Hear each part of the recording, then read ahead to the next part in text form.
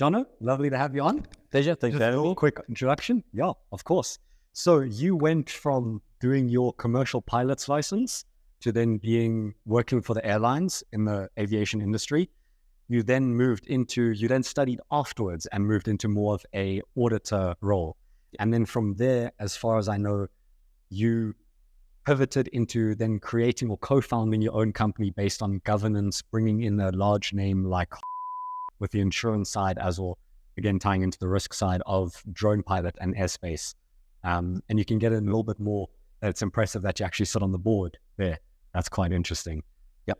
So 100% right. So I always started off, the main goal was to go and fly. I think like every boy's dream is, I want to be a pilot.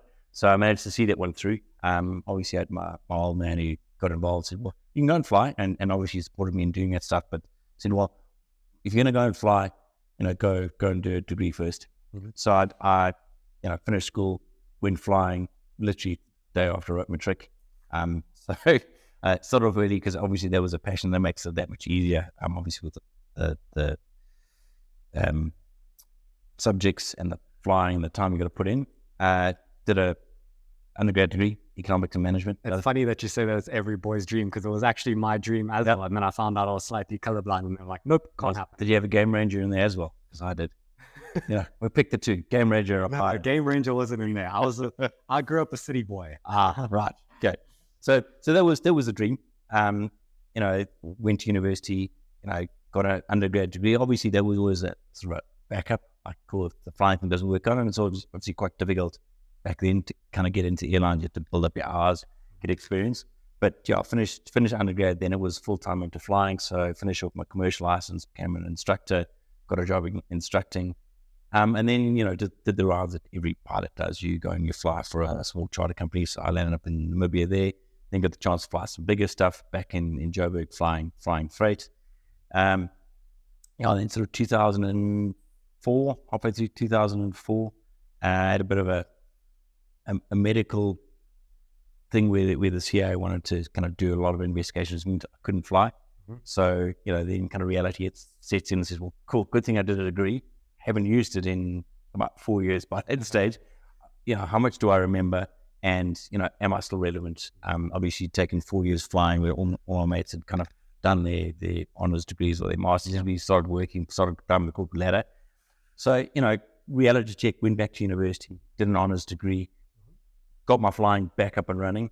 So then it was a case of, kind of trying to run parallel career. Did that all the way through until I got married.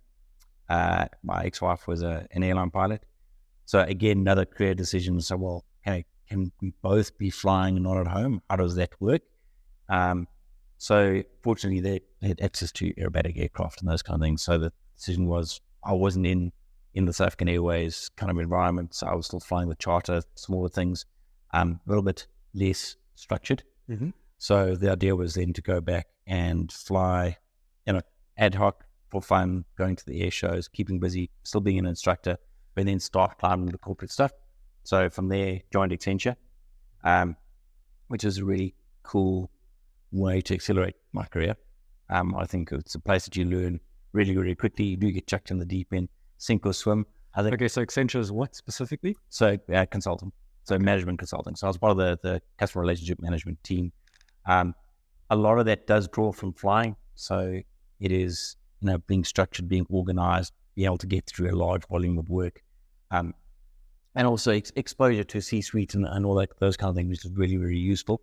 So I did that for 5 years, and then got the opportunity to work at Absa Bank. I kind of got picked up because we got audited when I was running the projects. Got pushed. Yep. And, the head of internal audit actually came to me, and this sort of gets back to finding people that can drive your career, or people that take an interest in what you're doing and say, well, cool, running with these people. Yeah, here's a way that I can help you advance your career if you want it. I mean, you still got to, grab all of that opportunity and run with it. Mm-hmm. And Janine Murphy, she's not Santa Mac, I think, gave me the opportunity. She said, well, we've got really good auditors that have never run big projects. And we said, you're running a big project and you've never been an auditor. So come over, teach the guys how to audit big projects, or work with big projects and then audit.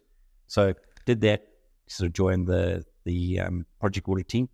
And I think also part of that is maybe personality type, but the ABSA Barclays conflict, I won't call it conflict, but Barclays is just brought over ABSA, and I think there's two different cultures there. So the ABSA culture kind of felt like they were sort of overshadowed by the Barclays guys, or, you know, we do it the ABSA way and Barclays is this way, and they kind of needed a neutral person who could bridge the gap, particularly in the project space. So it was not only South Africa and Africa, but South Africa, Africa, and the UK.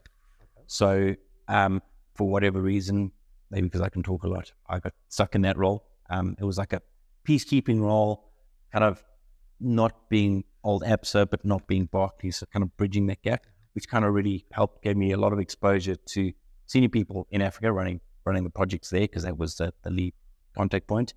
Greg Warren then came in as chief internal auditor of Barclays, took over from Renette, and it was just a case of he and I just got on. And again, it was right place, right time, the right person who took an interest. He turned around and said, "Well, you're probably an okay auditor. You're probably better at managing people and getting things done." So I moved from there to take over the business manager role. Okay. Kind of ran that. So you needed the audit understanding, but then the business understanding together. And I suppose it's a theme that's been throughout my entire career, is it kind of good at doing a couple of things, probably not the best, but trying to find a balance between, say, corporate and flying a balance between auditing and people management. So kind of sitting in the middle, not doing one or the other, kind of sitting in the middle. So he kind of helped me do that. Kind of worked as a business manager. So something I just want to interject there is a lot of people always quote the saying, like, of multitasking being in having different buckets and managing multiple things. Of like, jack of all trades, master of none. Jack of all trades, master of the full quote. Jack of all trades, not a master of one, but oftentimes better than a master of one. Yeah. So it's the most misrepresented quote that I've ever heard, and it literally says that it is better to be adept in multiple different things than to be a master in one. Yep. No, absolutely. And I think that when it comes to problem solving, we'd say that sort of out the camera is. So thinking out of the box, coming up with new inventive ways, and we'll kind of get to where that gets to my career. But people, if you think this looks professional, just know there is a rubber band and scotch tape holding up the camera. Exactly. But it works. So, and I think that, it is. It's being adaptable, not saying, well, these are the rules and sticking to the railway track that you have to do. Sometimes you kind of got to go off, and whether that is finding the right person to trust you or trusting your own judgment and those kind of things. And I think, to continue on from the Barclays and kind of get to where we got to. So ran that for 9 years. ABSA Barclays split happened. I looked after the internal audit stream when we split. So there were a whole bunch of things that happened there. And I think, each career, part of your career has a time limit where, you, I suppose, become comfortable. Do you want to challenge yourself? You can only learn so much for that. Yeah. And I think you then become, I don't think complacent is the right word, but you sit back and say, I know how to do this. And you stop losing your drive to do more. It's not to change things. Yeah. I mean, look, I think challenge in terms of volume, yes, but challenge in terms of like new stuff, and maybe it's just personality that I always like having things to learn and learn new skills and those kind of things. So by the time we got to that, we did the massive project. It was, insane timelines. We had 6 months to put in internal audit system. We thought lift and drop. It ended up being from scratch. And it was a key dependency on the disinvestment. In other words, if audit was not separate, then the whole deal didn't go through. So it's enough pressure, and that's why I got lots of grey hairs. So we got that done, and I think that landed up being a jumping off point where, given the way the organisation had changed, who was there, the roles the guys were in, it was a case of, well, I'm going to sit here and wait for the next 5 years where I am, or do I pull the plug in or pull the pin and say, right, let's find something else? And again, it comes back to this wanting to balance, say, now the corporate and flying. I always wanted to get back into the flying. It was always my dream to fly big airplanes. And I actually found up a mate of mine who was at school with me. He was at air school with me. So PJ is now my business partner in my new venture. Phoned him up and I said, PJ. It's funny. His thing is the abbreviation for PJ is a private jet. Yep, that's it, exactly. I phoned him up and said, and I knew he was at Airlink, so he was a fleet captain at Airlink. I said, PJ, can you get me into Airlink?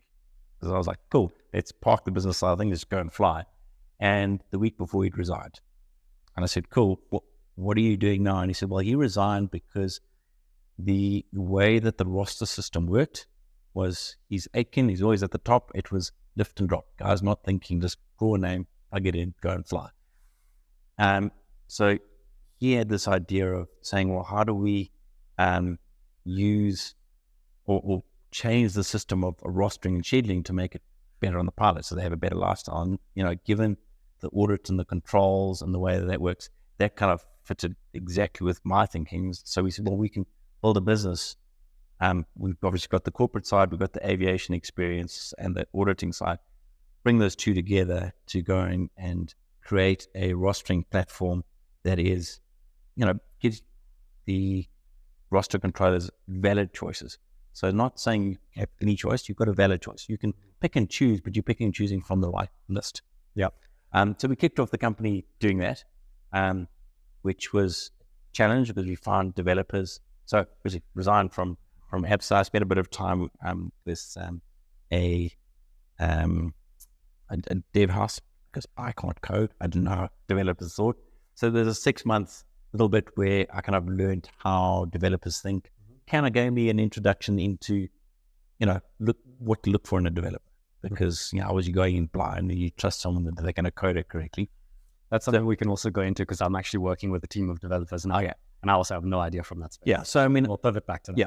So, all right, we can come back to that. So, you know, spent 6 months there, being a portfolio manager. So kind of keeping the business side, but then kind of learning how developers worked and thought and all those kind of things. Put it together, kicked off via Aviation Solutions. Primary focus is building a rostering system. Little did we know that there's only about 8 to 10 rostering systems globally because it's so difficult to do. And we went in there greenfields. We didn't take a platform and modify it from the ground up. So kind of got developers in that I knew from the Dariel days and kind of got them coding. Challenge after challenge because now they didn't understand flying. So when we started looking at abbreviations and those kind of things, what we thought we were saying was not what they were hearing. So I kind of worked out how that works. And eventually we found out a team of developers that we kind of upskilled on the aviation stuff and they helped us. And we got a platform out, by which time COVID hit. Mm-hmm. So airline industry was kind of tanked. There was no one looking at anything. There was an opportunity within that. Again, it's, you know, picking up the silver lining. Yeah. The benefit is that with COVID, everyone became hyper cost conscious. They weren't just going to go and pay overseas, you know, in euros and dollars, particularly the local guys if they did survive. So that gave us sort of a 2-year window to dev, so we could still kind of develop stuff on the go during COVID because Teams, phone calls, you know, that kind of stuff. Got the thing built, and then we could kind of get to the airlines, and we've been fortunate enough we've presented to Zafir, Airlink, a couple other charter companies, and it's now just a case of saying, well, cost is right, the platform is probably almost there, but drones also kicked off at the same time. So the idea was not to chase too many things, but certainly a few of them.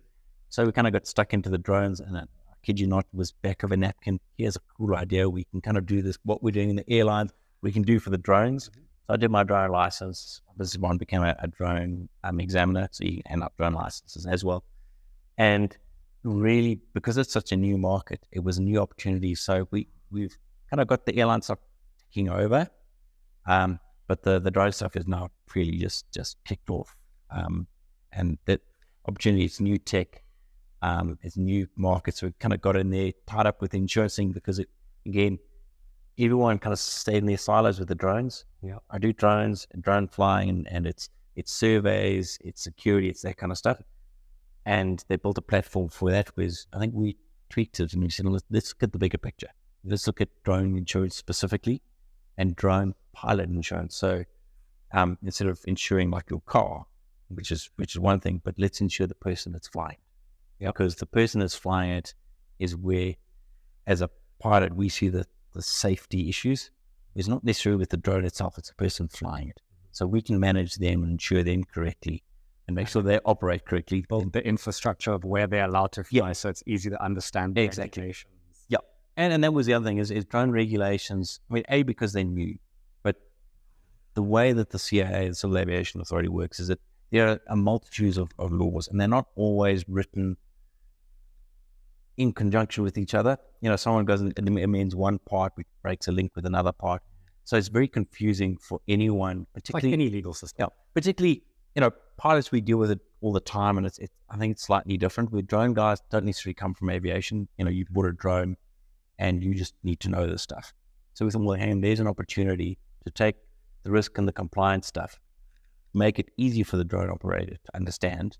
But then obviously the flip side of that is if you're an insurer, and now I know that you're flying safely in the right area, correctly, doing risk mitigation stuff, you become more insurable. Yeah. So we kind of did that, partnered with,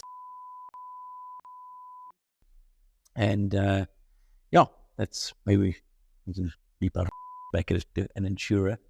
Okay, Good, cool. We'll I suppose we'll see how that works. But yeah, so we partner with insurance. You just let me know if that then puts you in a situation. I don't know. It's probably not public. Yeah, it does. It's not. They haven't put it on the market yet. Maybe on Thursday, so we'll see. But that's the idea. So the go live chat is then. But so we partnered with them, and we said, look, we can offer something that's unique in the insurance space. So drones are typically insured. Sit on it, stand on it, drop it, you're covered. Get it airborne, we're not covering it because I don't know how you fly. Yeah. So we kind of gave them that leg, and that's just sort of taken off, and it's very shifted the focus of the business. And I think the lesson in that is it. So that then also under the same company that did the rostering system. Yeah. So what we did is, maybe I'm pedantic that way, but we set up a holding company, and then we put each part of the IP with the different products that we build in a separate part of it. So if anything happens, it's kind of it's like one parent company, and then so we got to work across, and there's a common theme across it in terms of risk and compliance and those kind of things. That's also smart to do that. But it keeps it that way, and it also. But if one gets sued, the other one doesn't tank. Well, that's true, and it also gives you the opportunity to, if you can find a buyer and throw it over the fence, you can throw it over the fence, and keep the rest of it. So you can split it off and you can partition it, and I think that. The underlying philosophy that PJ and I had when we built the company was to spend more time at home, because we both didn't spend enough time at home. And I think COVID was one of those things that really highlighted the fact guys were the opportunity. Well, it gave us the opportunity, but it also kind of said, well, you spend your entire life running to and from the office and not being at home. Like, why? Yeah. You've got to spend time with your family and those kind of things. So that was one of the things we're not going to compromise on that. We definitely think the same way in terms of safety and being safety conscious and wanting to teach. It's not a case of, money is awesome, but there's a wider responsibility that we thought we can put in there. Well, you're also adding the value of more safety so that an incompetent drone pilot doesn't fly too high, get gushed by wind and land in a jet's engine. Well, exactly. Yeah. No, precisely. So it's keeping people safe, because end of the day, it's probably him or I that's flying a little airplane, 600 foot above the surface, and some guy launches his drone as a back garden, and we collide with the thing, and then it's all sorts of issues. So so that's kind of where we got to, and we kind of put a whole bunch of different products in the market. So it's been a interesting experience so far. Sort of quite a wide range of things, but I think that the common thread through it is the risk and the compliance, kind of building on the skill set that you've got. And how do you use that? And how do you look at leveraging your skills? And looking for innovative ways to do things, thinking outside the box. Not necessarily throwing it away, but at least thinking outside of it and looking at things from a different perspective. I think if you look at pilots and you think auditors, they all tend to follow a methodology or follow a checklist or whatever it is. Something I've noticed with coders, with programmers. Yes. Yeah. So there's a playbook. Yeah. And which is great. And a playbook kind of gets you to do the standard stuff. Yeah. But if you want to change the market, want to do something different, you need to take those lessons but apply them differently. Otherwise, you are the same as everyone else. Yeah. And in business, if you try and do the same thing that everyone else is doing, you don't have a unique selling point. You don't have something that differentiates yourself. Everyone's going to go for the bigger fish opposed to you. And I think the same thing, looking at youth and those kinds, pick something that makes you stand out from everyone else? Yeah. What is it, the one thing on your CV that makes you different? The one thing that someone's going to pay attention to. So if I look at myself, I think obviously being a pilot just tends to have that kind of thing, but doing other things and putting yourself out there. So, I was always up for a challenge, and I climbed Kilimanjaro when I was 19. It was on my CV. It was not there to say, cool, I did it. Yeah. It was there. So when someone looks at it, oh, that's interesting. Yeah. Or running comrades. So if your CV lands up in front of someone who's a runner and sees comrades, it already gives you something that's relatable. And it creates a bigger picture of who you are as a person in terms of, it also shows a sort of a dedication, a drive, any of your characteristics, but not directly screaming. It was like, I am dedicated, I am hardworking. Yeah. Everyone's going to read that and be like, whatever. I ran the Comrades Marathon. Okay. Yeah.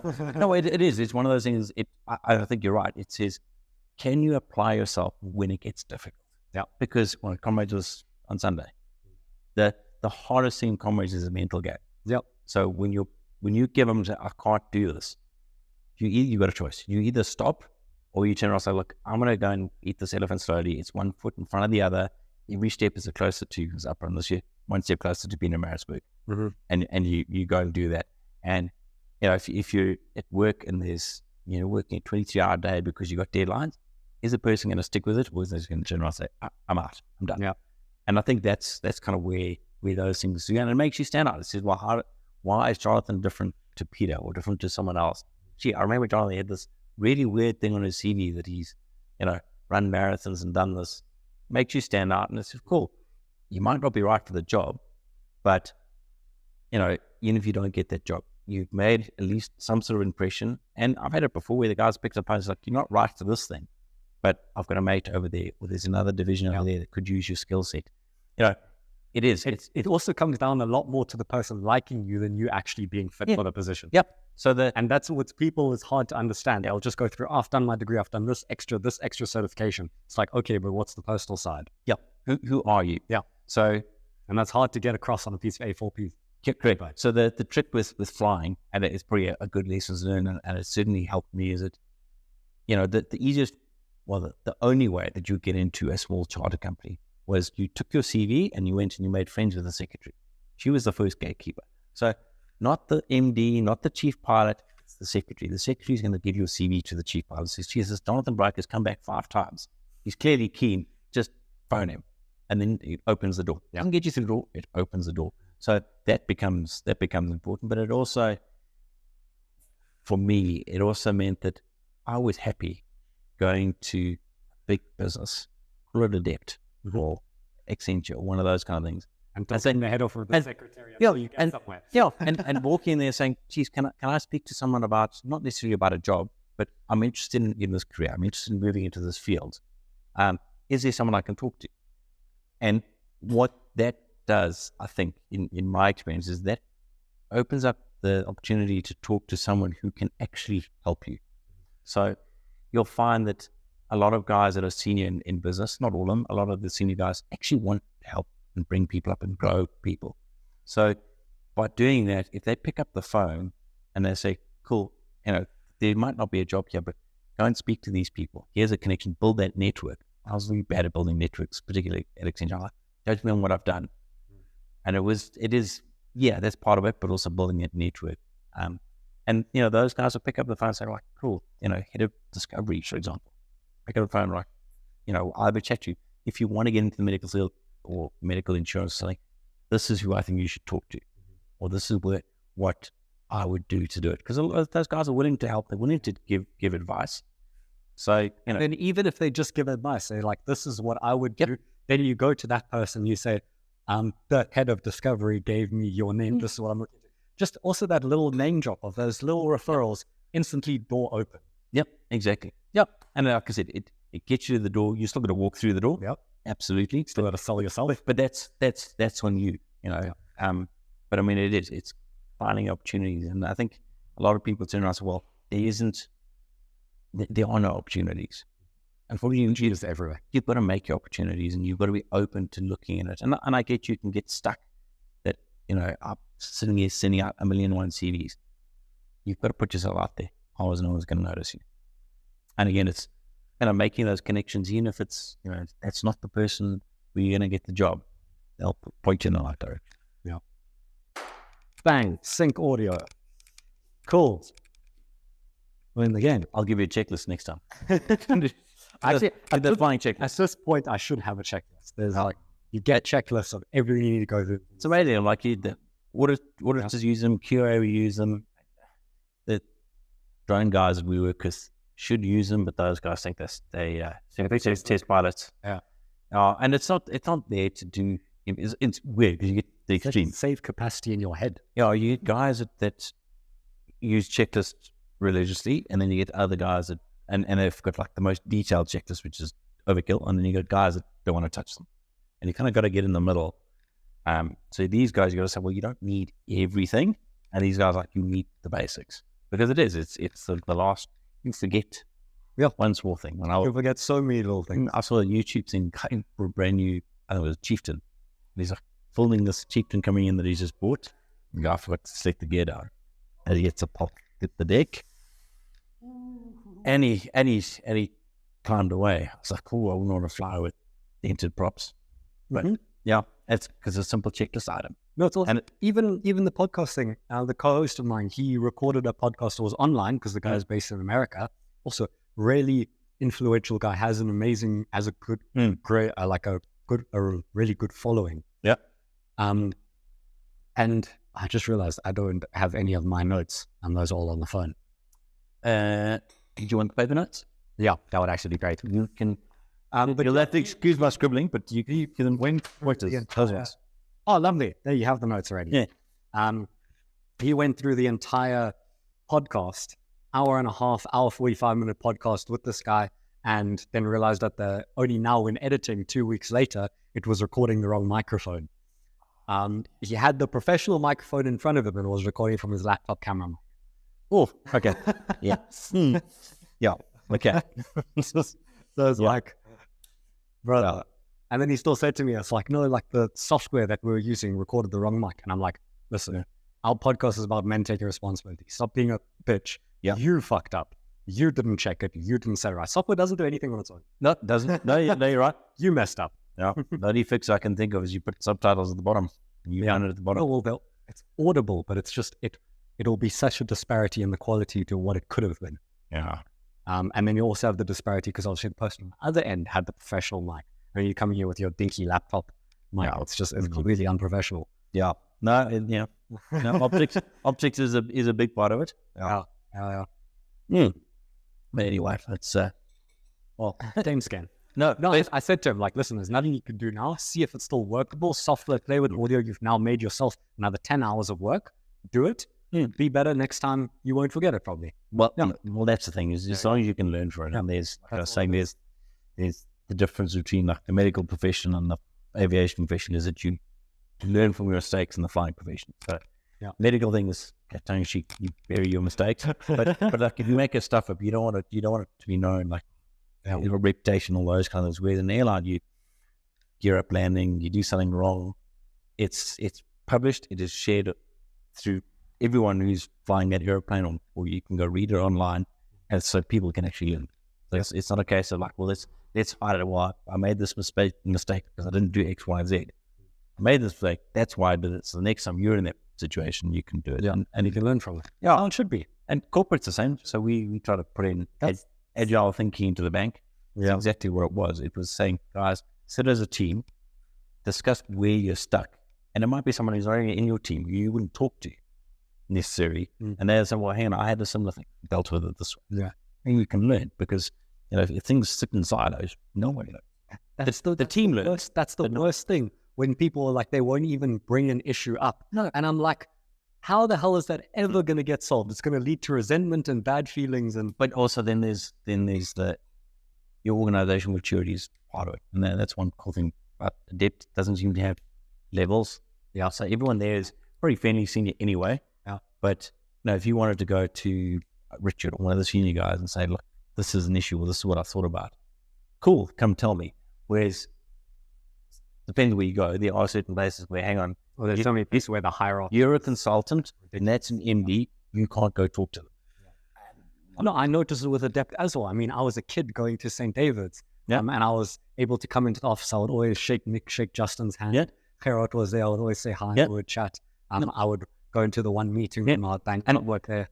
And interesting you say that, because I think that pretty links to you doing this kind of stuff, is that you don't grow up with that fear of seniority. Yeah. And my old man was an MD. So the first corporate job I had, I was an intern doing my internship at Sassel. My old man had to work at Sassel, but story, right? So I wasn't going to go to Sassel because my old man was there. And so I said, look, I was going to go to Afrox. And the lady that was going to Sassel turned it down. So I said, well, if it's free, I'm not taking any spot, I'll go. Yeah. But you kind of walked in there and, I was used to all the MDs, all the GMs of people I'd seen before. So when I got to Accenture, and that's quite, it's global, it's quite hierarchical as well. And you walked into like what we call not senior execs, they're senior execs, whatever. Senior execs, directors. And you can't go and talk to them. You must go like a level up. I'm like, why? No, if you want to control the CEO, Well, they're not people. Well, that's the thing. Everyone at the end of the day is a It's the humanity of the whole thing. Yeah. And flying, same thing. So you had guys that have been a captain for so long, and then they move the airlines and now an FO, and they sit there. When I was a captain, I used to, you should be open to it, and if it comes with a new idea, it's the whole reason why you got crew resource management. So it's guys talking to you, problem solving together, agreeing that this is what we're going to do, and off you go. Yeah. Easy if you got two like-minded people. This conflict makes challenging. No, but I find it's also a hard thing to do that a lot of people have to work on, is the ability to, let's use that scenario where someone gets bumped down from a pilot, he's now sitting second seat, and he'll say to the guy, listen, when I was doing this and this worked really well, it's then on the person receiving that advice to not take it personally. Yeah. Because that's the biggest thing. They take it as an insult to their ability or to their character personally, rather than, listen, it's a physical thing. Yep. And I want to look, we had a prime example of the bank where a senior person took offense to something and made it known, like quite openly in the meeting. Yeah. And I went to him afterwards because, it can be a bit of a balloon China shop sometimes. I went and I said, like, you are the senior person. So this other guy was, relatively junior, and he was the smartest person in the room. So, he was a bit cocky on his side that he made it known that he was the smartest person in the room. Probably was. But this guy took great offense to it and literally lost his composure. And I went to him after and said, look, you can't. The reason why you're in that senior position is that you should be able to take it on the chin. Inside the meeting, fine. Ask me in the corner and say, look, we need to kind of be aligned in the way that this comes across. But you don't do it in front of 30 people. But that just doesn't work. Also, that then brings his character into question. Correct. He lashes out. Yeah. But tying it back to, I read a lot. I'm sure you've heard of Robert Greene, 48 Laws of Power. Yep. Law number 1, never outshine the master. Because people take offense to those things, and it can only harm you. Even if you are the smartest person in the room. But I suppose the counters to that would be, like, you've got youth on your side, you don't know any better. You should, but you don't. Yeah. So you still got to learn, and you should have learned. So yes, there's a meeting of the mind somewhere in the middle. So, I know for sure. But that's makes for interesting conversation, I'm sure. Cool. So I think for me, being able to exit on good terms, you never kind of know when those people are going to cross your paths again, or when you're going to need to rely on those people or go back to them or whatever. So being able to leave on good terms, I know you kind of get to the end of a career or a job or something, and you just get to the end of that learning phase where you're no longer and you're just like, well, I just want to leave. Yeah. Or even if it goes the other way, it's like, I'm just going to leave because I've been treated so badly, and I'm going to leave and I'm going to make it.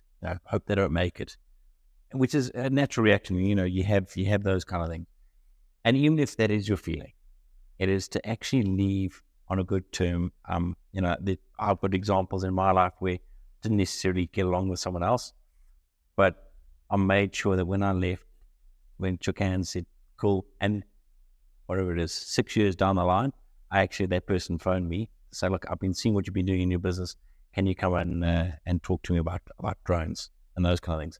And it was a case of hadn't burnt the bridges, and the relationship changed completely. So it was now not an us and them. It was more like a peer-to-peer, like, can we work together? Can we do this? Can we learn from each other? And then you begin to see the other side of why was that person so hard on me, or all that kind of stuff, is because, well, they were pushing you there. They got their way of doing things, but there's a reason behind it. So yeah, not burning bridges.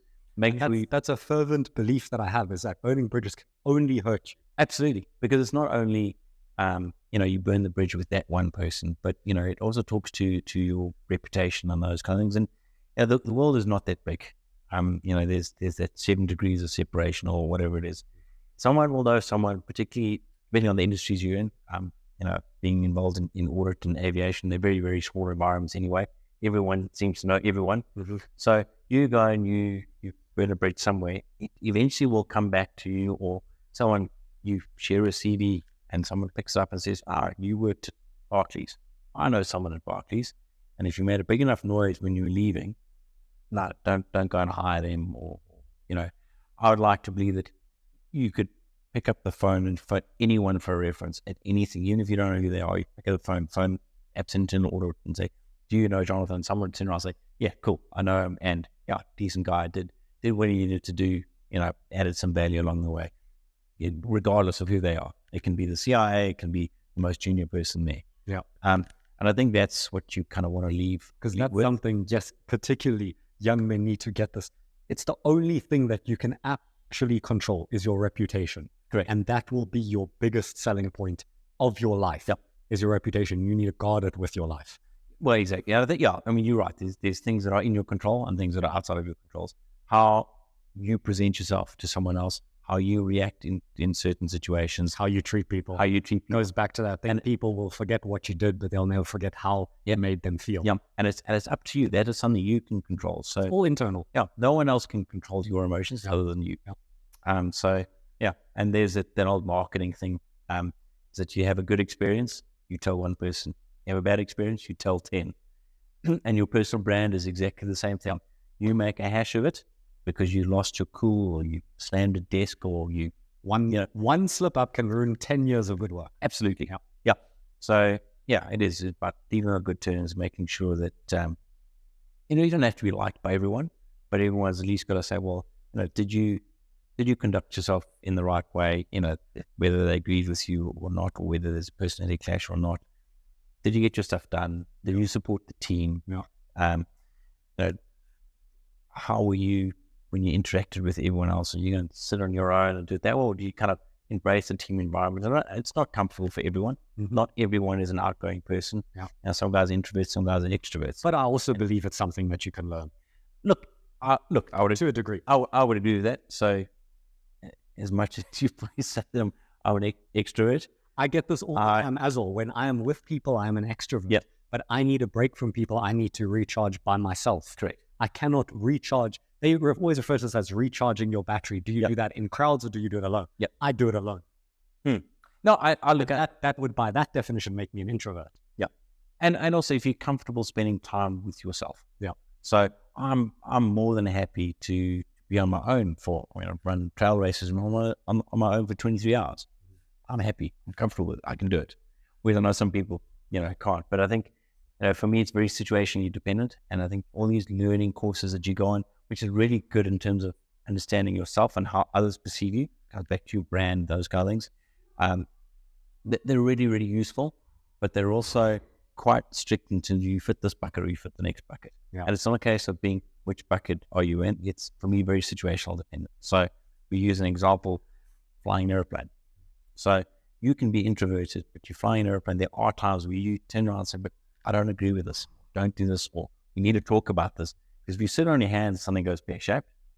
There's times you need to talk up, and there are also times you don't need to talk. So you can be very outspoken flying an airplane. You get onto the ground and you're very, you don't, you share your opinions, those kind of things. So for me, it is very situationally dependent, and also given the role that you do. So if you're a senior business person, being able to communicate to others and being a little bit extroverted kind of helps. Doesn't mean you have to be like it all the time. And to bring this directly down to the ground level and make it more personal. So I'm reaching the phase where I'm working for a company. I know the value that I bring and I know how much they're dependent on me, but it's also a new thing. I've only been there for 2 months and I now need to make an exit. Legally, contractually, I can stop tomorrow and just leave them high and dry. But I know that it will cause everyone else in that team to work over hours to cover for me. So I know I need to have the conversation, say, listen, this is the direction my life is going. I am heading this direction. How can we make that work so that, So give me practical advice. Let's bring it down to that. Yeah. So coming back to on that, how you make your exit. I think the last thing you want to do is for anyone to be stuck there saying, I'm delaying my life, my career because of this situation. So yes, that's also what you don't want. There is a case of you got to pull the Band-Aid off and do it. And I think I certainly find when I have left places, there's a whole bunch of should I, shouldn't I type of stuff. But once you're done, like, cool, I know it was the right thing. And the thing you kind of know when it is the right thing, you made the right. I already know it's the right thing. Yeah. So that's not even a question. But it's how do I best go about? How do you do it? And you're right. I mean, if you've only been there for a short period of time, you got to be sensitive to kind of the way it might look, the way it might be perceived, but also having and showing a willingness to work with someone. Say, I am leaving because I am growing my career, or I decided to take another opportunity, or whatever it is. But still being kind of the team player, I'll still work with you. And we'll come up with the best way to do it so it doesn't impact everyone else. And I think... And then can you find someone else? I'm happy to go with them. Can I train them? Can I teach them my way? And then sort of exit that way with the person in place. That was sort of my idea. And I think that will also not burn bridges, because I think some occasions, geez, I was here for a short period of time, now they left. Like, a short period of time, it didn't work out well. Another opportunity came up, and I think as someone who's in a leadership position, you don't want to be standing in someone's way. The last thing I wanted someone to say, well, geez, I didn't do this because Donald said I couldn't go. Like, if the opportunity's there, take it, because those opportunities don't always come around. There's not like, shake a tree and 1,000 opportunities fall out. So if there is an opportunity, and if it is the right opportunity for that person, then that's not for me to determine whether it is a good opportunity for someone or not. I can certainly give an input if they want it. But, if they think it's the right thing to do, then you should be supporting them to do it.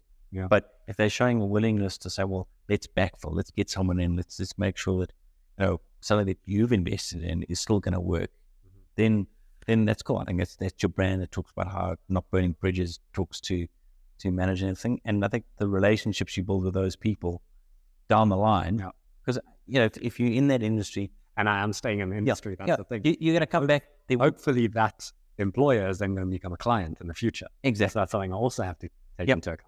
And you will come across again, and particularly if you're staying in the same industry. So you want that person to be on your side. You want them to understand why you left, and how that impacts your career and those kinds of things.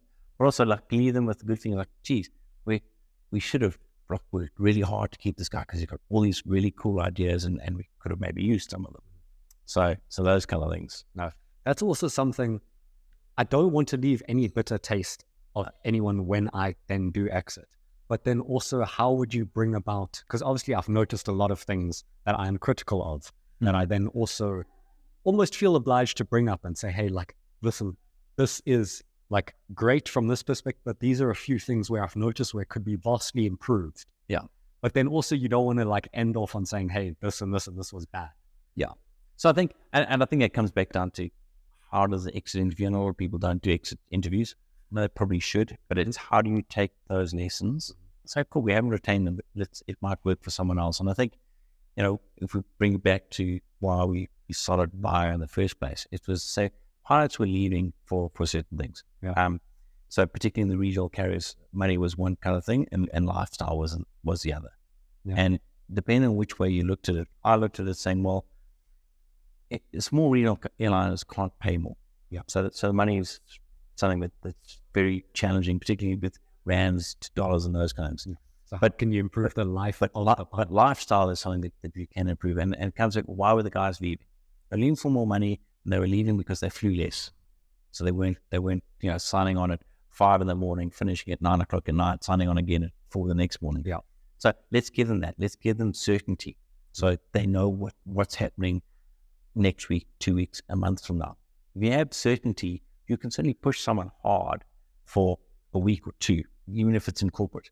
If I know that in 2 weeks' time, this piece of work will end, I'm willing to so you identify that need, and that's where you to burn the midnight oil to get there, because I know, I get a break there. And it's like doing anything, running comrades. I know in 85.9 kilometers, which was yesterday, it will end. Yeah, it's done. I've just got to get there. And it's how much commitment and drive do you spend to get there, because it will end. Yeah. But if they turn around, and I think the Navy SEALs do that kind of thing, or the SAS, one of those, you start running. You don't know how long it makes it mentally harder. It makes it that much harder. The only thing that those guys have got to hang on to is that they know that, I think hell week's 2 weeks. Okay, in 2 weeks we'll end, but how long this exercise, I have no idea. And it makes it harder. And I think that's the differentiator. That's making it purposely hard. But then bringing it back to this sort of the exit interview, how do I then go about bringing those sort of things up? So an exit interview you would recommend, which I'll definitely do. But yeah, then in making that transition, because it is, like you said, I don't want it to then stand in the way. And I think it's also, there's probably also merit in saying this is what I'm going to be doing. Yeah. This is why I'm leaving. So it's not necessarily because of job, the role, or whatever it is. This is opportunity. This is what I want to do with my life. And if it is a driver and a passion, something like that, I don't think you'll have anyone who's going to stand in your way. And in fact, you might have them on your side as becoming a mentor. So going from being an employer to being a mentor, saying, cool, give me a shout. If that's what you want to do, and you've taken some lessons from here, you want to bounce ideas with me, give me a shout. Because those guys have, and if they are your bosses, if they are MDs or CEOs, they've kind of at least walked some of that route beforehand. Yeah. They know the pitfalls, they know the things that you're going to go through. Because I think there is commonality, no matter which industry. And, hopefully the right kind of person is, this is the lesson I learned. The lesson I learned was X. So when you get to that point, here's a thing. It's not like, I'm telling you how to do it. I'm saying that's what worked for me. That's what didn't work for me. That's why my business thing didn't work when I did it. So that's why I came back here. Yeah. But here's the days you have another pitfall that you can avoid. Correct. It's all about information. And we can pivot nicely into the ideas of mentors and mentorships. And one, let's say from the mentee side, identifying a mentor and then latching onto that person, how you go about that relationship, or let's say that introduction. And then also something we mentioned earlier was, you mentioned from the mentor's side, actually the willingness to build people up, to help people up, because it's something that is also ties into the whole service aspect, is when you have reached a specific goal, it gives you more fulfillment from them helping up the younger guys that you see potential in. Correct. I believe that's standard across every industry. Yeah, I believe that's human nature.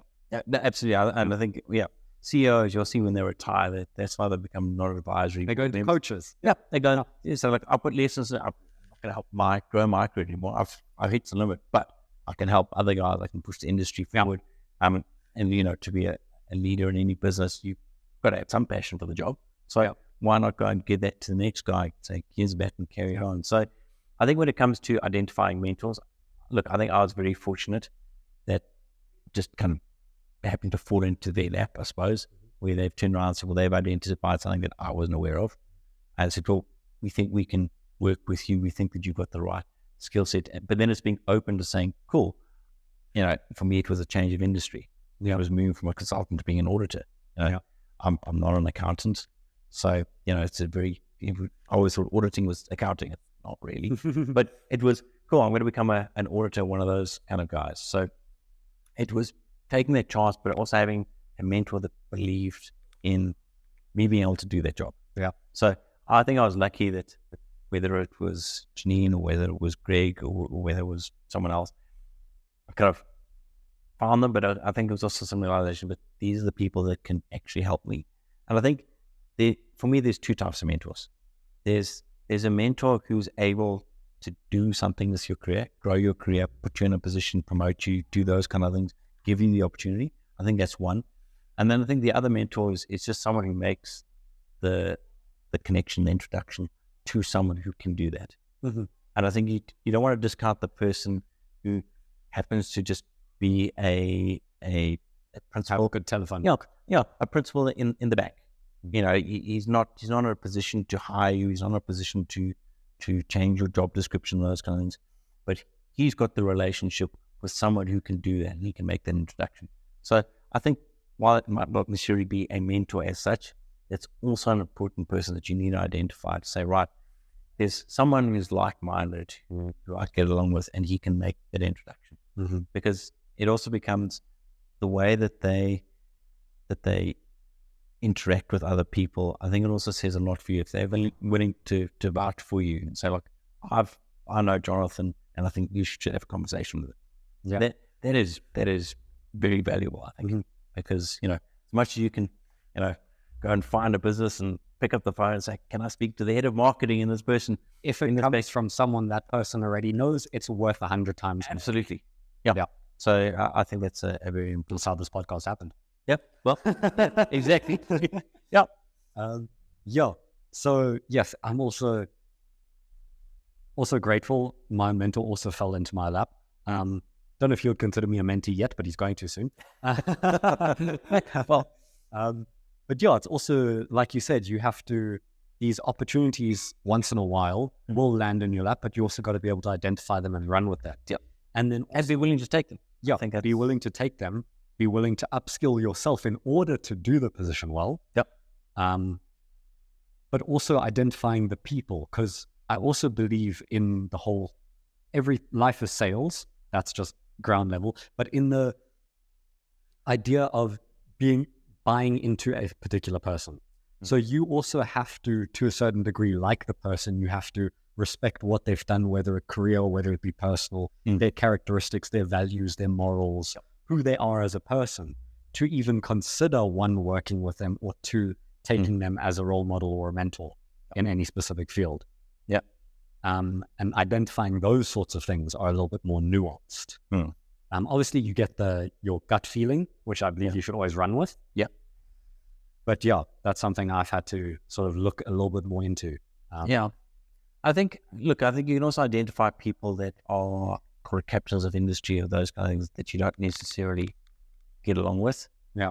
But I think there's also maturity in there and saying, well, I don't get along with this person, and identifying as you don't, but then not burning the bridges with that person, because they will be around. Yeah. But how do you, at least, what's in your control? How you greet them, how you talk to them, how you interact with them. That is within your control. So yes, they might not be a mentor, but they would probably be a mentor to someone else. So you can't just discard them and say, well, I just don't like them, full stop. Yeah. Cool. But there are going to be times, particularly through your career, where you'll run into those people, and it's how you handle yourself with those guys. I also see it because I've had one of those experiences very recently, and I've recently won that battle. So I see it as a battle. I see that this person does not like me. I have these feelings of not liking them. I could just write them off. But actually, I believe in one, taking absolute utter responsibility. Everything in my life is my fault, and it's my duty to set things right. I see that then as a challenge. Okay, it's very easy to write this person. I don't like this person. I'm not going to talk to them. Yep. That's dangerous because you're working with them. But I see it as more of a challenge. It's like, how do I make this person a fan of me? Yep. And then you look at it from that way. It's like, okay, wait. Now, how do I do this? Now I need to understand the person. Yep.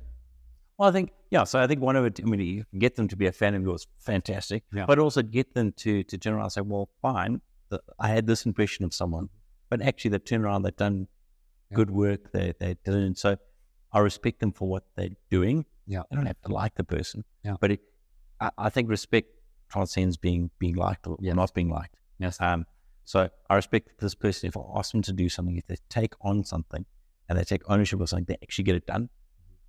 There's all these management principles of agile, taking ownership of tasks and those kind of things. This person's not going to hide away.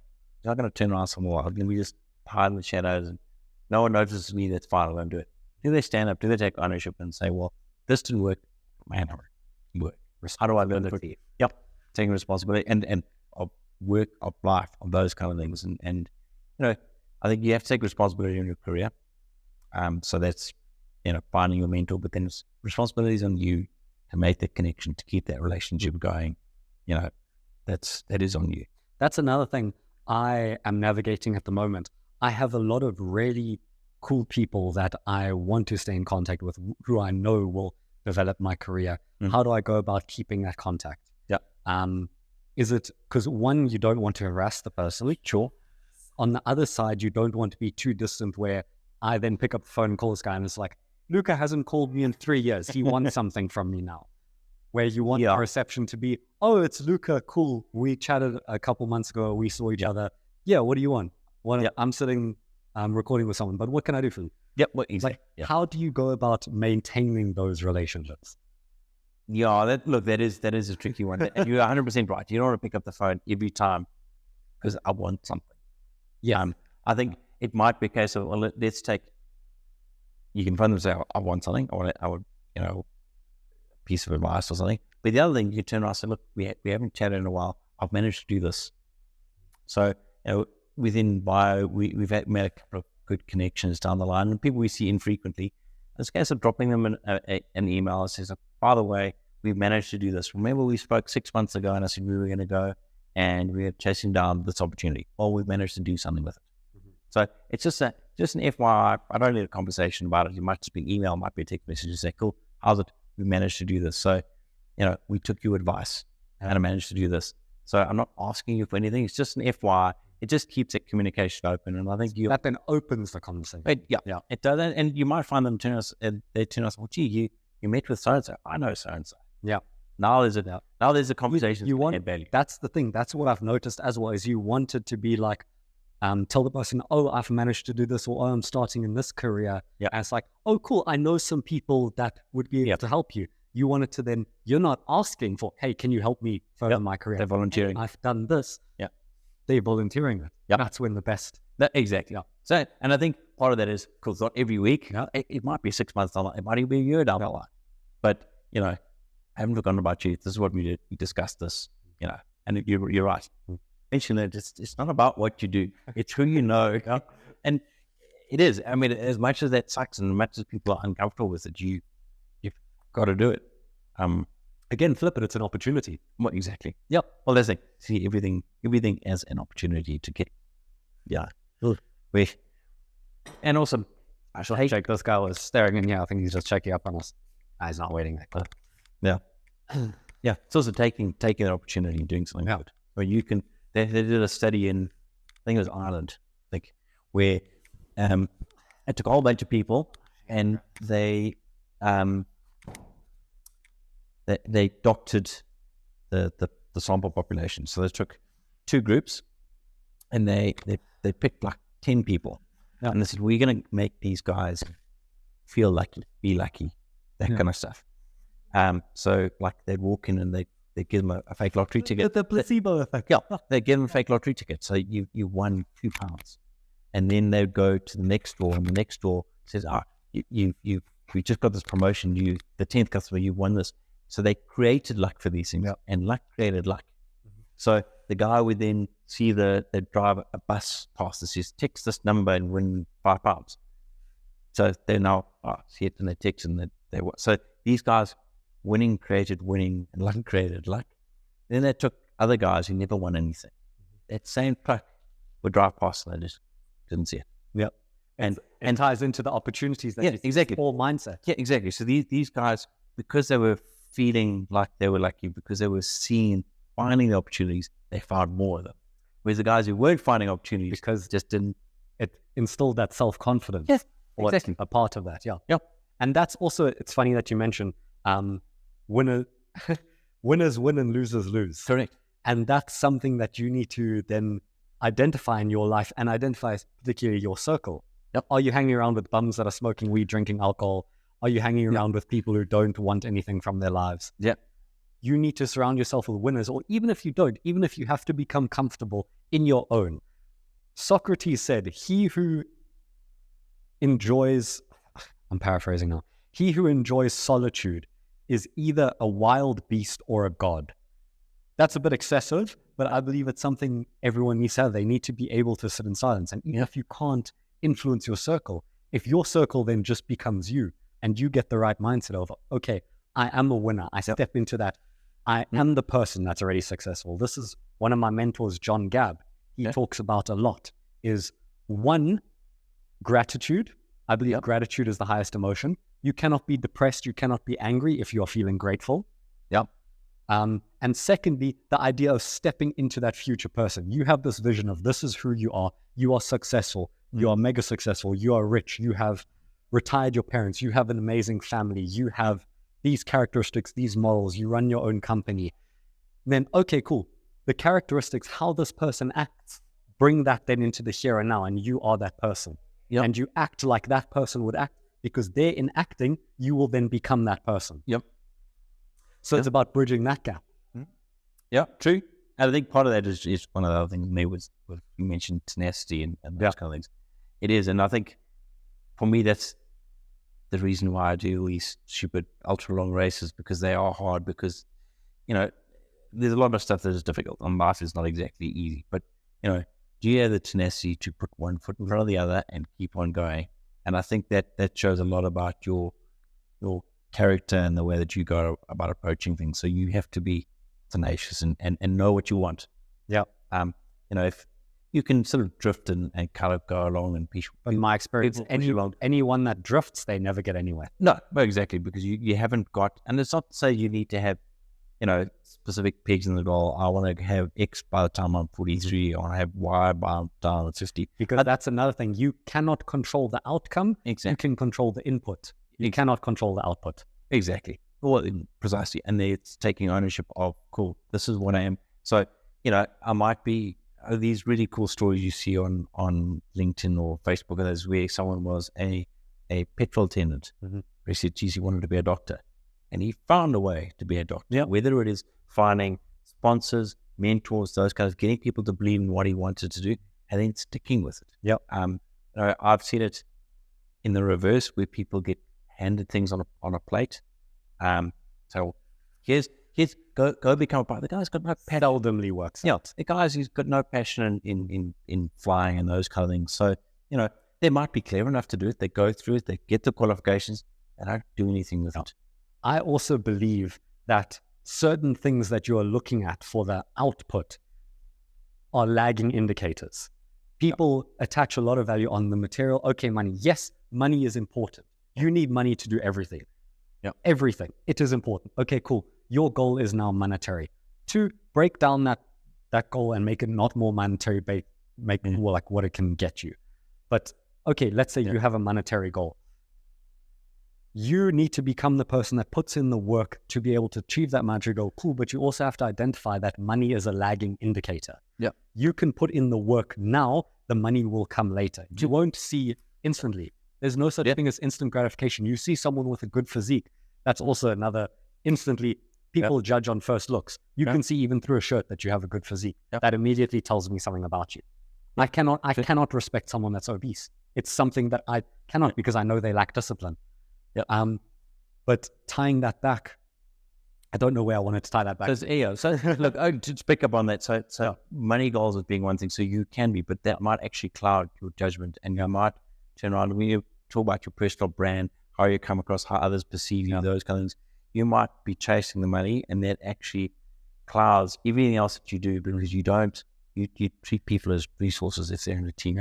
I'm going to use you because I want to get to my goal. Rather than saying, let's work together and we'll achieve that goal, you use people as stepping stones. And I think that's where you burn bridges, do that kind of thing. That's why you offend people. And guys are not going to go and support you or reach out to say, look, I can help you. And that will even get to the top of organizations where the MD says, Jesus, this Jonathan, all you want to do, you just chase money, you walked over everyone. No, I'm not going to help him. Or hang on, he looked after others and really put back into the system. Therefore, I'm going to give him the opportunity to go and do this, because he's the right person. He's going to apply himself. He's going to be doing things, that might be difficult, might be hard, might be uncomfortable, but he's going to put in the work. He's going to look after his team, and that comes out to the results, and the results are what I judge him on rather than. So and you're again, right. It is the results are a lagging indicator. Because you can go to the gym, you can become the person that goes to the gym 6-7 times a week. Okay, cool. You're not going to have a 6-pack tomorrow or next week. It is a lagging indicator. You know that if you keep the consistency, you keep acting like the person who already has a 6-pack, you train like that. In 6 months, you will. In a year, you will. Well, I think there's there's a wider set of activities and things that you do that goes into that. So if you stick with your gym example, you then guys here, this is the person I want to look like, whatever. Mhm. So you start training like them. And now I believe in making that person your future self, not making it someone else. okay, yep. So you want to get there, so you Yeah. start working on it by going to the gym. You then say, well, I'm going to the gym, but actually I want to be better at that. So you then change something else and you start eating correctly. Yeah. So it's not just not singular. It's yes, not insular. exactly. Yeah. There are all these other things you tie together. You then say, well, now I'm not going to associate myself with my mates who sit on the couch all day and do nothing. Yeah. My group of friends are going to change. So like-minded people that think the same way, that provide me the drive to go and get to the gym more often, play more often. Yeah. Probably can go the other way, where you can go too extreme when you get the guys that are juicing up because I'm taking a shortcut. Yeah. But you want to find the right balance of people that think the way that you think, that work the way you work. And those are the guys that you want to go and identify and have them as mentors or something like that, just someone you can bounce an idea off. One thing I've noticed is through this entire conversation, you're very people orientated. With every argument, you bring it back down to the personal level about the people you surround yourself with, about working with people, about bringing people up with you. I think, I think people are important. I mean, trying to do anything on your own is incredibly difficult. Yeah. And, you do things on your own, good for you. But there is a bigger, you're part of a society, you're part of a group. If you want to go fast, you go alone. If you want to go far, you go together. But I think, people are important, but I also think, like you said, taking time out for yourself, understanding how others perceive you is important. And, are you comfortable to sit alone and think about things or take a step back and kind of reflect on what you've done? I think another driver for me was kind of related, but obviously the conversation is coming up. But I've always looked at like my grandparents and what they've done and saying, geez, those guys have got an amazing story. Mm-hmm. Like I wish I had a story like that.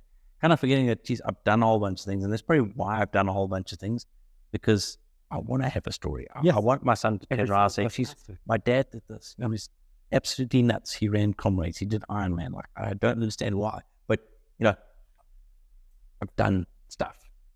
One of my favorite quotes, Albert Camus, but how could you live and have no story to tell? Very true. Yep, that's something I also found. This is completely sidetracked, but we can go into it for like 2 minutes. That's also found with people that I used to surround myself with. I would now go to these people and be like, I would just, over a dinner, I would just speak about my own life experiences, where normal people, they'll speak about everything other people have done. Celebrities are doing this new album drop, have you seen what this person is doing? I will just speak about, hey, I've done this. I've started this company. I've traveled the entirety of Europe. I've been here, I've been there. This was amazing. This car that I drove was shit, but this one was so beautiful. And the connections I made and like people I know from this area are amazing. And it's also, I've noticed in certain circles, I actually have to tone myself down so as not to offend people and to come across egotistical or boastful. Yeah. And then when you start realizing that, you start realizing you're in the wrong circles. Very true. Yep. No, and I think it's right. I think, but it's that self-awareness. You can understand how you perceive, how you fit into things.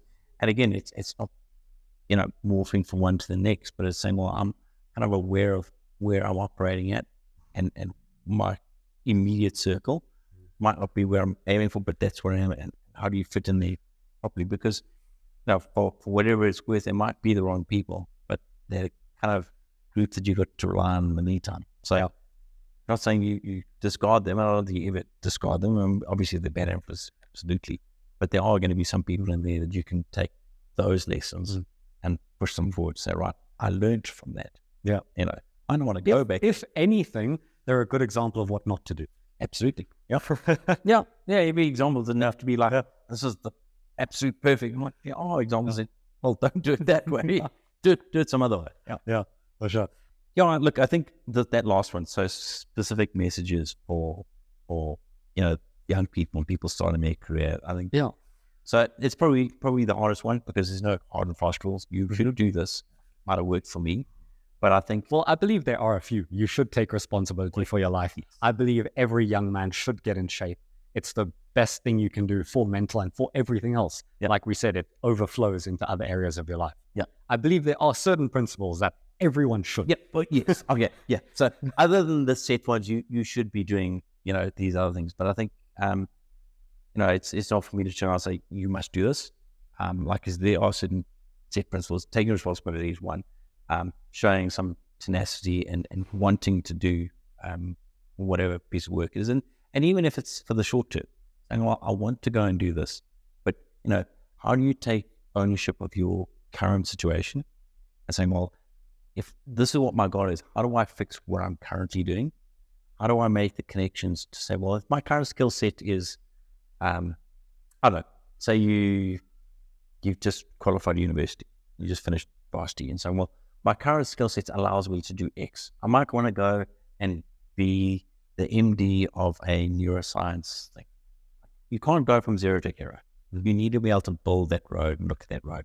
But what you can do is you can then start saying, well, how do I start creating a career that I can then start developing that to get to where I want to? Or I want to go and study, my honors, my masters or whatever next.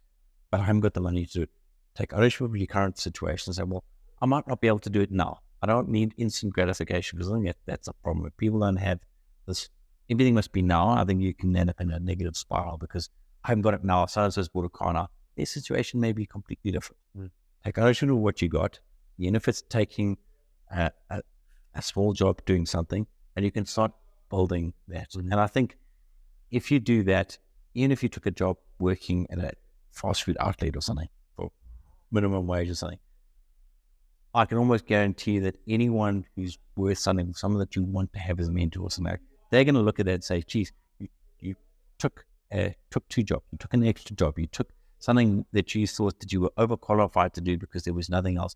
You took responsibility, you did that because that is a stepping stone to drive your next career. So you went from being a teller in a fast food place to managing the place to, taking responsibility not only for you, for others, growing it that way. You've shown this, that, and when the opportunity comes knocking, you can then take the next one, take the next one, take the next one. So it's not saying, well, I'm here, I'm so depressed, nothing's going to work for me. You've got to, like I said, you've got to own it. Obviously, if you do run on those things, it gets you fit. But I think there's a big mental component to it. There's a big part of it to say, I've had it, get to 70 Ks and comments like, why the hell am I doing this? Like, I'm never going to do this again. But it's having a belief that you can get to the goal, putting one foot in front of the other. Because when you get there, it says, cool, I've done this. And what does every comrade trying to do when they finish? Sign up for the next one. Sign up for the it's saying, well, cool, that was a challenge. I can do it. So let's pick another challenge. Another challenge is, I'm now going to be healthy for 2 years in a row. Apply myself for 2 years in a row. And it's 10, and it's whatever. And that kind of stuff will then start seeping through to say, right, you've applied yourself here. Pull that to the corporate thing. How did you apply yourself? Did you put yourself through med school? Did you put yourself through a degree? Did you finance, someone who's underprivileged, you took an extra job to help someone else get their degree. So how do you look after and interact with others? Because that is something that we all do. And I think a lot of times you get a successful job or something and you walk past the guys working as a cargo. And you might give them 5 Rand, 10 Rand. But you actually don't turn around and say, well, geez, what is their story? They are human beings as well. You can't just turn around and leave me alone, I'm going to drive. Like, even if you don't have money to give them, like, at least say hi and be a person, because they are people. So, aspect of humanity. Exactly. And, one day you're going to break down in your car and it's going to be that car guy, start your car, it's going to make a plan to help you out. So don't count people out just because they're not where you are or anything like that. Or think that I suppose, guys that are on the up end might be a different kind of person. They might not want anything to do with you, but look after the guys at the bottom, because the big wheel turns. You might go from here to here. Yep. And, imagine what it's like when you don't have anything, or you've started a business and it's failed. You're now back at square one. And if you've really ticked off the guys at the bottom of the food chain, who had nothing, and now you're one of them, are they going to turn out to help you? Yeah. You know, you want to have those guys, and yeah, it's something small. It's saying hi to the guy. It's not ignoring the person when you walk into the shops, and the teller. The simple things, you know, the stuff we had at school. Yeah. You know, take your cap off. Yeah. Good morning, ma'am. Morning, sir. What school did you go to? So I went to St. John's College up till 7-6. I went to Greenside High School afterwards, Right. which was, I suppose, it's also shaped the way that I do things. So St. John's private school, that kind of thing. So I think the traditions and those kind of things certainly is one of it. But a lot of, pretty generalizing it, but a lot of the guys there, you know, their parents had made it and those kind of things. So, you know, the latest and greatest and all those kind of things. And then Greenside's the complete opposite. Those guys, I certainly find more of a tight-knit bond because everyone came from the same thing. They all had the same sort of struggles and those kind of things. There wasn't the excess money you can just go buy a new cricket bat. And that was, they were absolutely my circumstances anyway. Got hand-me-downs from my brother, those kind of things. Yeah. But it was interesting to see the two groups. And I think you certainly find which group you sit in more comfortably. And I think it opens up your eyes that nothing's for free. Everyone has to work for it. Whereas I think maybe a lot of that stuff was free and those guys learned those lessons later. Yeah. Whereas probably the Greenside guys, you learn that lesson early. Yeah. You learn that if you want a car or something, it's not a case of, I need a new car. Make a plan for it. Work for it. Start saving, saying, you know, if some people believe in vision boards, I don't particularly because I've used it then, but yeah, because that's what I want to do. I want to be a CEO. I want to have a Ferrari. I want to and they make a plan towards everything they do. They take ownership of everything they do because that's the goal I want to get. Yeah.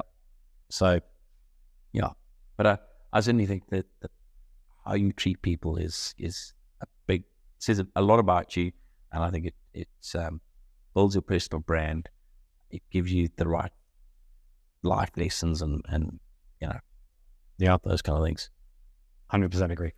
Cool. 100%. Are we going to call it that? No, well, and if there's anything else that you want to chat about, I won't bore you with the tech things, but I think the only thing I can say on the business side of things, outside of mentoring and helping young people find mentors and how they operate, those kind of things. So there's a lot of stuff that I've had a lot of experience in a lot of different areas. And I think, you know, as much as I think I've kind of understand, and there's always new stuff to learn. I think that the further on you get in your career that you realize how much you actually don't know. And you've got to be willing to say, right, even if I'm running a business and it's successful, I've done all these kind of things. This guy's not sitting back and saying, cool, I've arrived, I'm done, you know. Although I want to sell a business, I want to throw out other things, okay, now it's done. But there's always new things. You know, you park that and you take on the next thing, or you turn around and say, well, geez, I've learned this, but there's so much else that I can learn and do other things. I don't understand how this works. Yeah. And it's having that drive and that want to learn new stuff and understand things better. That keeps you relevant, keeps you on the radar, builds the right connections. You know, you run into the right people. And like I said, the drone stuff was a back of a napkin sitting on my beer going, well, what about this for an idea? And it turned out to be not even what we started the business on, but it's become what the business is. Yep. And on that counter side to that is you might start a business with an idea, or this is what you want out of life. Those things can change. That will always morph. Yeah, those things can change. You can't tie yourself to that. I mean, you can take a silly example. You say, well, I want a house in, I don't know, Houghton. That is your goal. That is your sole focus. That is what you want. And you work your entire life. It could turn into a dump by the time you can afford it. But in 30 years' time, Houghton is not what it used to be. Yeah. So you actually don't want a house there. Yeah. So you can't marry yourself to a set goal. I mean, you've got to, it's one thing, life's a journey. It is. You know, that's what you're going to enjoy. The last thing you want to do is get to, you know, wherever you're going and actually this is not what I want. But that's oftentimes what happens is when you get to the goal, it's a lot less satisfying and rewarding than you actually think. Yeah. But it's also the 10, 15, 20-year career that you have getting there. If you've dismissed that, it's going to be pretty depressing. You've given up all that stuff of what you could have done. So whether it is traveling, whether it is meeting people, whatever it is, you've given that because you're chasing a goal. So the guys that are hyper career focused, what they give up, and it might come back to bite them, or it might not, but you get to 50 and you've forgotten a family, you've forgotten friends, you end up sitting in a massive mansion by yourself. And personally, if that was me, then you've got to look at it as a holistic approach. I screwed this up. Then I am not successful. Exactly. It's about how you define success. Exactly. You can't define it just by monetary standards or materialistic standards. No. Cool things to have, but and look, and maybe it's a personal preference. Maybe you're one of those guys that are just happy sitting in a dark room by themselves. Cool. Then you hit your goal. But you haven't really done anything else. And how does that translate to the youth growing up? I think there's immediate gratification and those kind of things. And I think that's probably got to change. It has to. And I think change. And you can, because I think those people are going to go through a crisis once they get into the working world. Once they, and I think being able to adapt and being able to function as part of society. I mean, people, you become, so marketing, there's this thing that everyone said, well, in marketing, you want to get to a market of one. I want to be able to cater specifically for you. But the effort in doing that is enormous. But also, people very rarely operate on their own. Part of a collective, depends how big or small. There is part of a collective, and you kind of got to fit some sort of norms to it. You can't just, if you only cater for one, you're not going to make a business cater for one person. You can't. Our businesses specifically, I'm looking at low cost, high volume, and that's just the way that I prefer to operate, rather than saying, well, I've got one massive client and they do everything. I'd rather have 100 little guys, because I think for me that makes a big impact. In terms of what I want to achieve. So aviation safety, those kind of things. I want to be able to reach everyone at a price point that they can agree with, and have them come on board and look at safety the same way as I do. Then for me, that's a success. That's not money in the bank. It's, if I can prevent one little Papa Charlie getting smacked by a drone, then I've done the right thing. And that's exactly what the reason behind starting this podcast. If I can affect one young man in a positive way, that he can then take responsibility, or we can improve one thing of his life, I've done my job. And look, I really taking responsibilities and looking after, what you do, how you come across, is something that is completely in your control. It's not up to, no one else can take that away from you. No one else can make you do it. You've got to want to do it. Lovely points. Awesome. Thank you very much. Appreciate it. Thanks for your time. Lovely. Thank you for yours. Cool.